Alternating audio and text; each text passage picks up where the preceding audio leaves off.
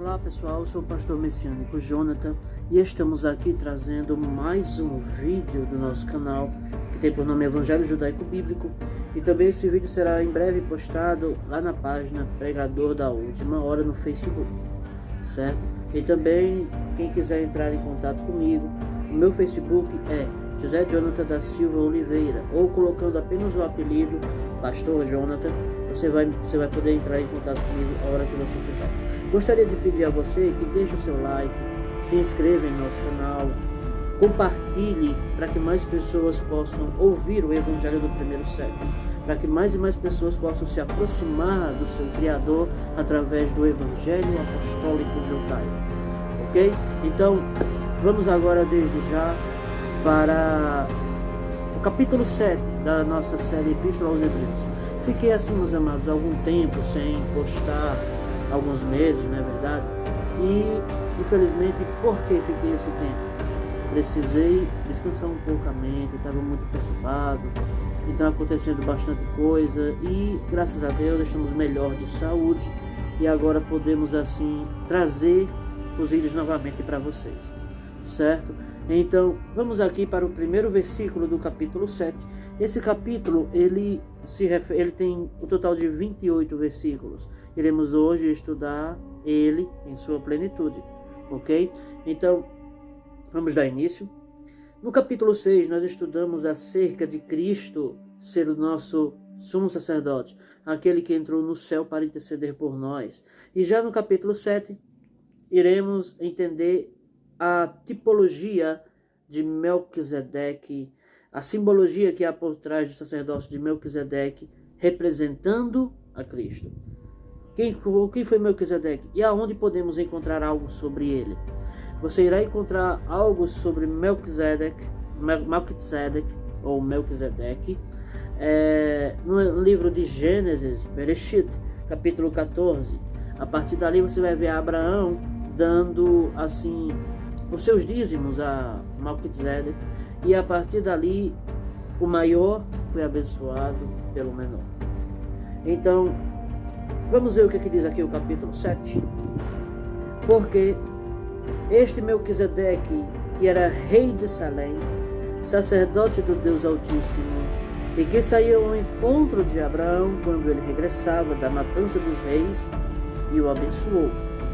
A quem também Abraão deu o dízimo de tudo, e primeiramente por interpretação, rei de justiça, e depois... e primeiramente por interpretação, rei de justiça, e depois também rei de Salém, que é rei de paz. Mas onde fica Salém?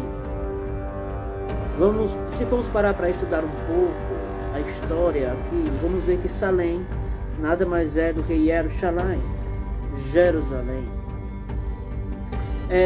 Logo, o nome Jerusalém, Jerusalém, significa Deus de paz. E Yahushalaim é a mesma coisa que Deus de paz, certo? Então, ele era rei de Jerusalém, sendo que nesse período Jerusalém era conhecido como Salém, que significa paz. Aí vamos lá: sem pai, sem mãe, sem genealogia, não tendo princípio de dias, nem fim de vida, mas sendo feito semelhante ao Filho de Deus, permanece sacerdote para sempre. Olha aí, peraí, Melquisedeque, ele não tinha genealogia? Como assim? Amados, não se conhecia, em hipótese nenhuma, não se conhecia quem eram os pais de Melquisedeque.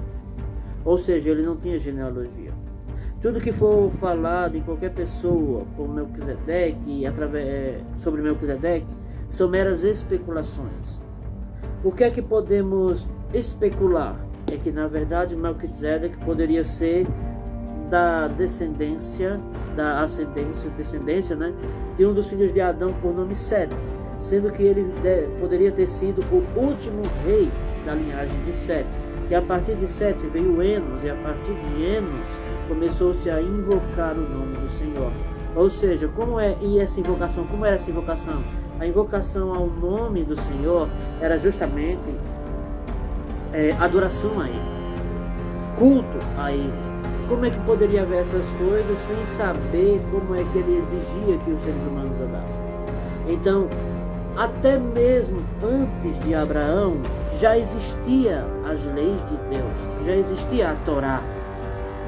Sim, já existia a Torá, e nós vamos ver isso aqui no livro de Bereshit, capítulo 26. Olha aí, ó. A gente vai ver o Eterno declarando que Abraão obedeceu aos seus mandamentos, estatutos e juízos. Por esse motivo é pai da fé. Capítulo 26, versículo 5 de Bereshit, diz assim, ó: porquanto Abraão obedeceu a minha voz, guardou o meu mandamento, os meus preceitos, os meus estatutos e as minhas leis. Olha que coisa grande. Espera aí. Abraão guardou as leis de Deus? Como assim? Era possível e aprendi a vida toda que não existia lei nos tempos de Abraão. Só que a realidade é outra. Abraão guardou as leis de Deus. E por esse motivo aqui, Deus recebeu as suas orações. Então, fique ciente.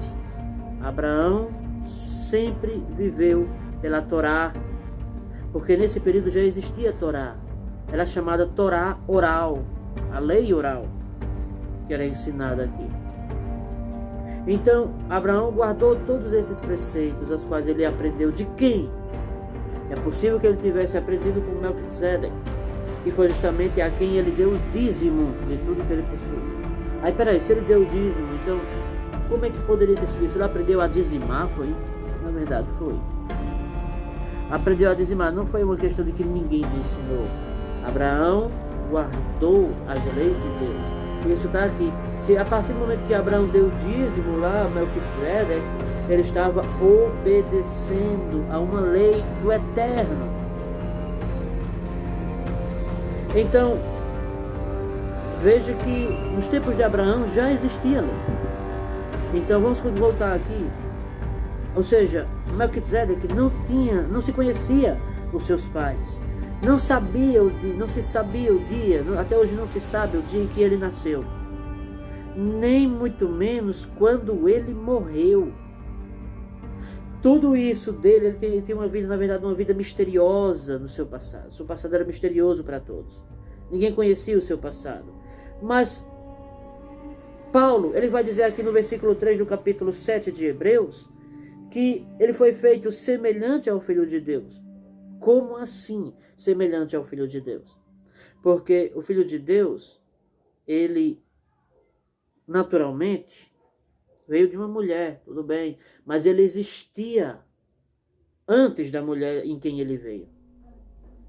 Ele não tem pessoas que o criaram, pelo contrário. O que ele tem são justamente essa semelhança com Cristo. Então, meus amados, vemos aqui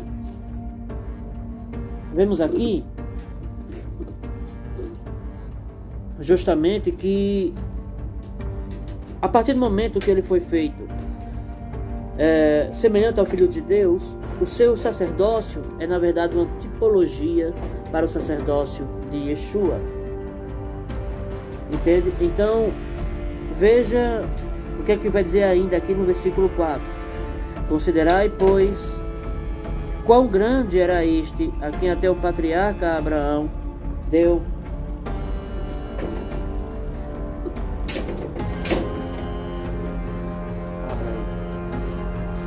um momentinho. Bem, pessoal, peço perdão aí, pois houve um imprevisto, minha esposa acabou de chegar aqui, mas foi tudo bem, nem se preocupe, já foi resolvido. E vamos voltar aqui ao nosso estudo. Paramos aqui no versículo 4. Veja que ele diz: considerai, pois, quão grande era este, a quem até o patriarca Abraão deu os dízimos dos despojos. Ou seja, Abraão reconheceu o tamanho da importância de Melquisedeque. E a partir dessa importância, o que ele fez? ele deu o dízimo de tudo que ele conquistou. No versículo 5, diz assim: e os que dentre os filhos de Levi recebem o sacerdócio, têm ordem, segundo a lei, de tomar o dízimo do povo, isto é, de seus irmãos, ainda que tenham saído dos lombos de Abraão. Ou seja, aqueles que nasceram na tribo de Levi, eles tinham ordem de receber do povo todos os dízimos. E onde é que estava essa ordem aqui? Vamos ver aqui no livro de Bamidbar, Números, capítulo 18, versículos 21 ao 26. Livro de Bamidbar, Números 18, 21 ao 26. Está escrito: e eis que aos filhos de Levi tenho dado todos os dízimos em Israel por herança, pelo ministério que executam, o ministério da tenda da congregação. Olha aí, falando acerca dos dízimos. E nunca mais os filhos de Israel se chegarão à tenda da congregação, para que não levem sobre si o pecado e morram. Mas os levitas executarão o ministério da tenda da congregação, e eles levarão sobre si a sua iniquidade pelas vossas gerações. Estatuto perpétuo será. E no meio dos filhos de Israel nenhuma herança terão, ou seja, os levitas não tinham direito a receber herança alguma no meio das tribos. A herança deles eram os dízimos que entravam no tabernáculo. Porque os dízimos dos filhos de Israel que oferecerem ao Senhor em oferta alçada, tenham dado por herança aos levitas, porquanto eu lhes disse, no meio dos filhos de Israel, nenhuma herança terão. Até o versículo 26, que foi onde falamos aqui, falou o Senhor a Moshe, dizendo: também falarás aos levitas, e lhes dirás: quando receberdes os dízimos dos filhos de Israel, que eu deles vos tenho dado por vossa herança, deles oferecereis uma oferta alçada ao Senhor, os dízimos dos dízimos. Ou seja, até mesmo os sacerdotes levitas, eles tinham por obrigação ser também dizimistas no tabernáculo. Vamos aqui para o versículo 6 de Hebreus capítulo 7.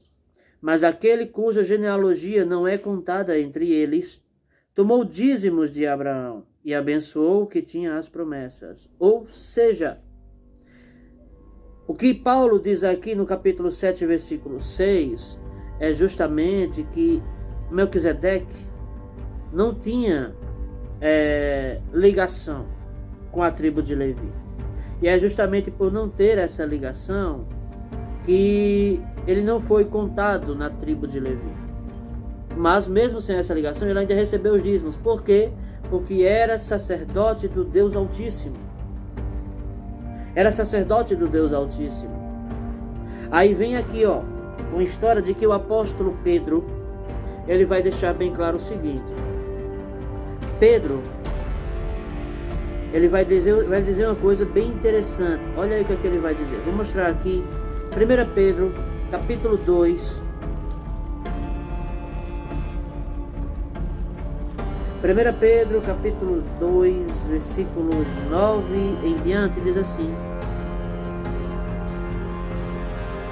mas vós sois a geração eleita, o sacerdócio real, a nação santa, povo adquirido, para que anuncieis as virtudes daquele que vos chamou das trevas para a sua maravilhosa luz. Veja que o apóstolo Pedro, ele diz justamente que nós somos sacerdotes de Deus. Aí, peraí, nós somos sacerdotes e o que é que Abraão faz ali? Existe, meus amados, uma simbologia ali por trás. Que simbologia é essa? Até aqueles que não são da tribo de Levi também podem receber dízimos. E pastor, aqueles que são gentios, que não são de Israel, mas que trabalham para o eterno, também podem receber dízimos. Não só podem, como o dízimo, na verdade, é mais um reconhecimento da importância que você tem para o crescimento espiritual daquela pessoa. Então, a partir do momento que alguém entrega o dízimo a um sacerdote de Deus, a alguém que realmente ensina as Escrituras como se deve, ela está ali reconhecendo a importância daquela pessoa para o seu crescimento bíblico espiritual. Então, entregar os dízimos a alguém é você reconhecer que aquela pessoa está falando a verdade para você. Só que, infelizmente, muitos se aproveitam dessa ingenuidade de muitas pessoas e querem manipular as pessoas usando as Escrituras Sagradas. Não têm o conhecimento que deveriam ter e falam aquilo que eles pensam ser certo. Não é assim que se deve fazer. Pelo contrário, deve-se agir com sinceridade, inclusive com todos. É assim que Deus se agrada de nós. No versículo 7, ora, sem contradição alguma, o menor é abençoado pelo maior. Versículo 7 do capítulo 7 de Hebreus. Veja que está dizendo que Abraão foi abençoado por Melquisedeque, sem nenhuma contradição. Abraão simplesmente reconheceu a importância de Melquisedeque para ele, agradece como forma de gratidão a ele por mostrar-lhe as leis do Eterno. Ele vai e entrega o dízimo daquilo que ele conquistou. No versículo 8 está escrito: e aqui certamente tomam dízimos homens que morrem. Ali, porém, aquele de quem se testifica que vive.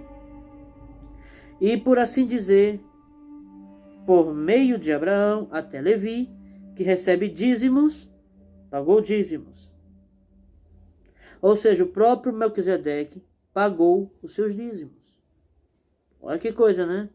Ou seja, ele tinha justamente, por assim dizer, a consciência de que Deus exigia o dízimo dos dízimos.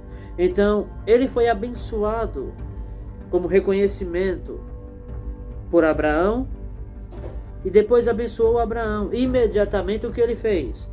Ele, reconhecendo que aquela bênção vinha de Deus, ele também devolveu aquilo para o templo de Deus. No versículo 9, versículo 10, né? Vamos ver. Porque ainda ele estava nos lombos de seu pai, quando Melquisedeque lhe saiu ao encontro. Ou seja, ele ainda dependia do seu pai. Ele ainda estava sendo sustentado pelo seu pai quando Melquisedeque foi procurá-lo. De sorte que, se a perfeição fosse pelo sacerdócio levítico, porque sob ele o povo recebeu a lei, que necessidade havia logo de que outros sacerdotes se levantassem, segundo a ordem de Melquisedeque, e não fosse chamado segundo a ordem de Arão? O que isso significa? Veja que ele fala que existe mais de um sacerdócio. Além do sacerdócio levítico, o apóstolo Paulo, aqui na Epístola aos Hebreus, ele vai deixar bem claro que o sacerdócio levítico não teve a capacidade de aperfeiçoar ninguém, nem tampouco aperfeiçoar a nada. Mas o sacerdócio de Melquisedeque, por Cristo. O que é o sacerdócio de Melquisedeque? É um sacerdócio gentílico, um sacerdócio que engloba não apenas Israel, mas todas as nações. Então, o sacerdócio levítico, ele purificava apenas Israel, mas o sacerdócio de Melquisedeque purificava todas as nações, purificava os gentios. E foi através desse sacerdócio que Cristo veio, pois ele era da tribo de Judá, da tribo de Judá. Vamos lá. Porque, versículo 12, mudando-se o sacerdócio, necessariamente se faz também mudança da lei. Aí os cristãos pegam esse texto aqui e dizem: olha, tá vendo? Cristo veio trazer uma nova lei, uma lei que é diferente da lei de Moisés. Irmãos, Cristo veio trazer outra lei? Ou ele veio acrescentar coisas à lei? Quando paramos para ver, você vai ver lá em Mateus capítulo 5, versículo 17, que Cristo não veio destruir a lei ou os profetas, não veio anular, que é como muitos pentecostais ensinam, né? Dizem assim: que Cristo, Yeshua, ele veio cumprir os mandamentos. A partir do momento que ele cumpriu, nós não precisamos mais cumprir. Ou seja, esses mandamentos foram anulados. Cristo não veio anular ou destruir a lei. O que ele veio foi obedecer. E ele deixa bem claro em Lucas capítulo 6, versículo 40. O discípulo não é superior ao seu mestre, mas aquele que quiser ser perfeito será como o seu mestre. Meus irmãos, ser como Cristo é abrir mão de muita coisa. Saiba disso. Agora, o interessante que ele faz que, uma vez que se muda o sacerdócio, faz também mudança da lei. Como assim? Que mudança seria essa? Espera aí. Se na Torá nós vemos que a lei, ela é eterna, aí então os cristãos usam esse texto para ensinar que a lei muda. Que a lei, ela muda. Agora, o interessante é que a lei, ela é como se fosse algo vivo. Ela está, na verdade, em constante mudança. Como assim? A lei, ela se desfaz dos outros mandamentos, pelo contrário.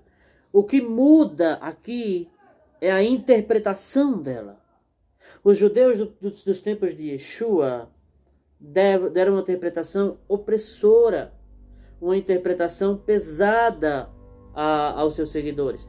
E perceba que está escrito no livro de Deuteronômio, capítulo 17, versículo 9 em diante, que os sacerdotes, eles são, por assim dizer, responsáveis por interpretar as leis de Deus. Eles são responsáveis por essa interpretação. Então, através dessa responsabilidade, o que é que vai dizer aqui, ó? Uma vez que muda o sacerdócio, a interpretação da lei, ela também muda. Com a interpretação da lei mudada, coisas que eram na antiga interpretação já não serão mais aplicadas na nova interpretação. É isso que está sendo falado. Por quê? Os rabinos, os sacerdotes do templo, eles eram a lei. Vamos ver o que é que diz aqui, capítulo 17, versículo 9 de Deuteronômio. E virás aos sacerdotes levitas e ao juiz que houver naqueles dias, e inquirirás, e te anunciarão a sentença do juízo. E farás conforme ao mandado da palavra que te anunciarem no lugar que escolher o Senhor, e terás cuidado de fazer conforme a tudo o que te ensinarem, conforme ao mandado da lei que te ensinarem, e conforme ao juízo que te disserem. Farás da palavra que te anunciarem, te não desviarás, nem para a direita, nem para a esquerda. O homem, pois, que se houver soberbamente, não dando ouvidos ao sacerdote, que está ali para servir ao Senhor teu Deus, nem ao juiz, esse homem morrerá, e tirarás o mal de Israel, para que todo o povo ouça e tema, e nunca mais se ensoberbeça. Veja que os sacerdotes do templo, os sacerdotes levitas, eles eram a lei. Uma vez que se mudava os sacerdotes, a interpretação da lei também mudava. Então, o que eles dissessem deveria ser obedecido.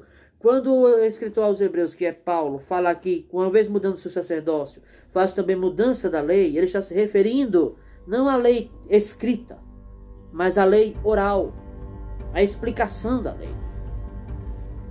Vamos para o versículo 13 do capítulo 7 de Hebreus.